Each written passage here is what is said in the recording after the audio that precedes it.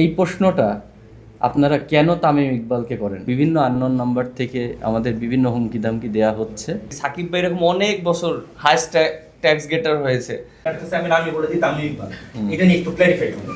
আচ্ছা, আমি আগে প্রথম প্রশ্নের উত্তর দিই।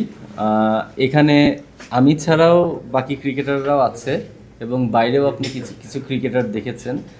আমরা সবার সঙ্গে আলোচনা না করে কোনো ডিসিশন নিতে পারি না।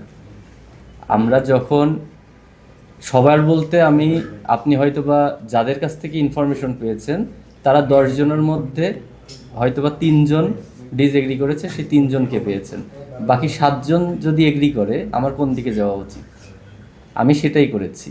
এবং আমরা প্রত্যেকটা ডিসিশন যখন ডিক্লেয়ার করেছি, ডিক্লেয়ার করার আগে আমরা সবাই লবিতে, হোটেল লবিতে, আপনি দেখেছেন অন্যান্য হোটেল থেকেও কিন্তু আমাদের হোটেলে, যেহেতু এই হোটেলে টিম বেশি, এই হোটেলে সব টিম থেকেই কিন্তু প্লেয়ার এসেছেন।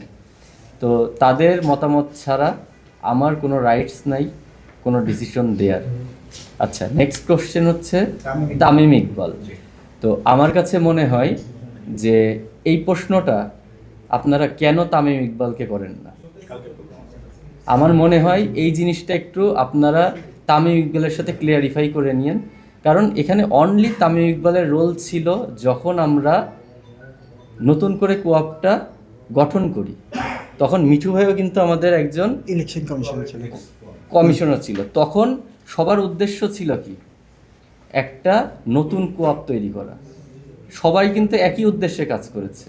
সেটা মিঠু ভাই যেমন আমাদের সবচেয়ে সিনিয়র পার্সন ছিল, সেলিম শাহিদ ভাইকে দেখেছেন, রাহুল ভাইকে দেখেছেন, আমরা ইয়াং যারা আছি আমরা এসেছি, আমাদের কিন্তু সবার কম্বিনেশনে কোঅপটা গঠন হয়েছে। সেই সময় আপনি যদি বলেন ওই সময় তার একটা রোল ছিল, আমি টোটালি এগ্রি।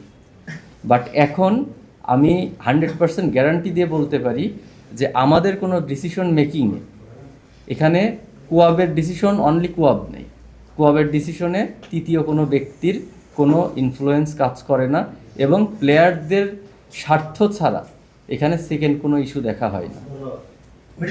Thank you. আপনি আজকে রাত 9টায় বলেছেন যে 9টার পরে আপনার ফোনে প্রচুর হুমকি আসছে, এটা যদি একটু ক্লিয়ার করতেন। আর আজকে আপনি হুমকি পাচ্ছেন, পরের দিন হয়তো মিরাজ ভাই পাইতে পারে, একদিন শান্ত, অন্যান্য ক্রিকেটারও পাইতে পারে।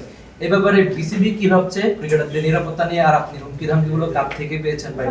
আচ্ছা, বিসিবি কি ভাবছে সেটা মিঠু ভাই অ্যান্সার করবে, আর আমি এই জিনিসটা ক্লিয়ারিফাই করি।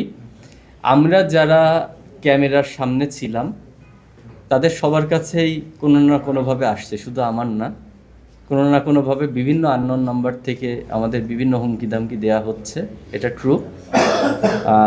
আমরা আসলে দেখেন, আপনারা সাংবাদিক ভাইরা, আমরা প্লেয়ার, আমাদের ভাষা আপনারা বুঝেন, আপনাদের ভাষা আমরা বুঝি। আমি যদি কোনো বিতর্কিত কথা বলি সেটা কিন্তু প্রত্যেকটা মানুষেরই বোঝার ক্ষমতা আছে।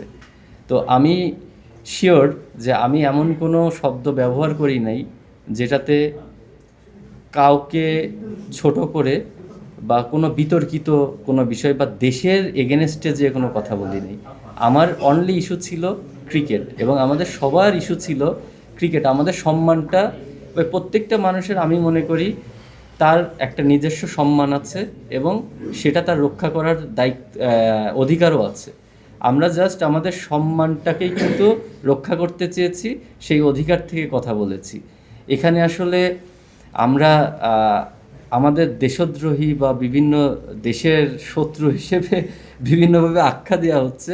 আমি জানি না এখানে আমাদের কোনো একটা ওয়ার্ড দেশের এগেনস্টে ছিল কি না। আমার মনে হয় না যে আমাদের কোয়াবের বা আমাদের প্লেয়াররা যারা আছে কেউ কখনো দেশের এগেনস্টে যে কোনো কথা বলেছে বা দেশের স্বার্থ রক্ষা না করে কোনো কথা বলেছে।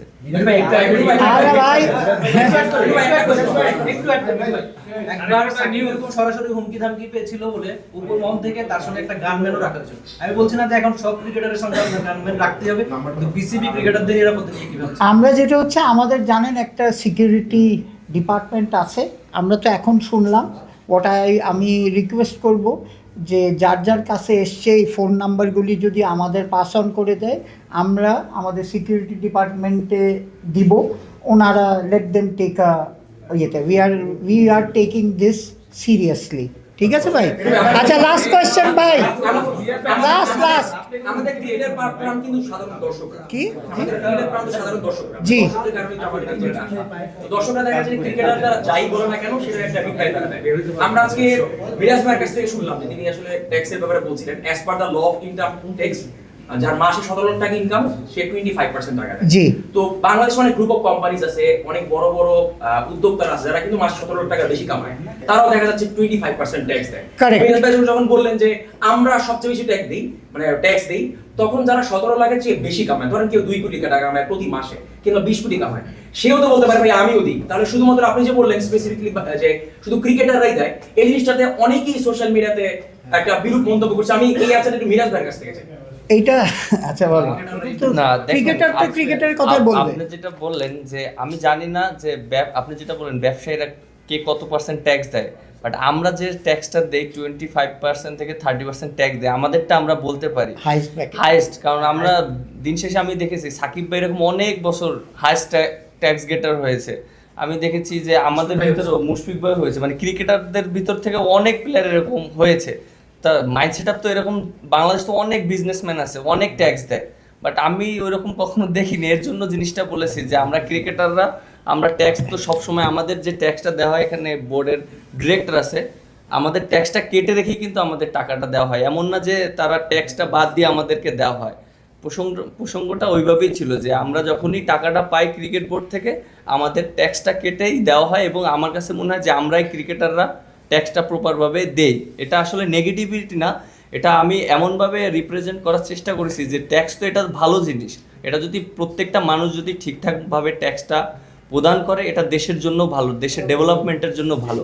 বাট আমাদের সেক্টর থেকে যে আমরা যে ট্যাক্সটা দেই এই জিনিসটা আমি বার্তাটা দিতে চেয়েছি, এবং বাইরে কি হয় এটা আমার তো ওইরকম নলেজ নেই যেটা আপনি শুনেন, বললেন। এটা কিন্তু sector wise, so you can't compare একটা প্লেয়ার। কম্পারিজনটা কিন্তু সাধারণ দর্শক করছে। না না, ওনাদেরও উচিত না।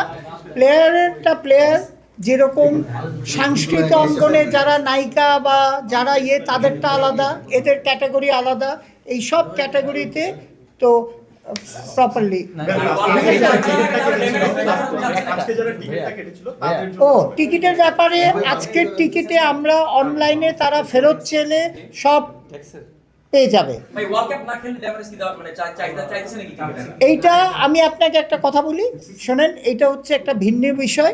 এইটা হচ্ছে আমার ক্ষমতা নাই এটা উত্তর দেওয়া, এটা আচ্ছা, বোর্ড বলবে। আমি একটু বলি আচ্ছা, wait, মানুষজন যেটা বলে আমরা কখনোই বলি না ক্রিকেট বোর্ডের কাছে আমাদের ড্যামারেজ দিতে হবে, আমরা ওয়ার্ল্ড কাপ খেলতে চাই না। আমরা কখনোই, আপনারা একটা জিনিস কি সাধারণ মানুষ হয়তো আমাদেরকে ভুল বোঝে, আমরা কখনোই দেশের এগেনস্টে না।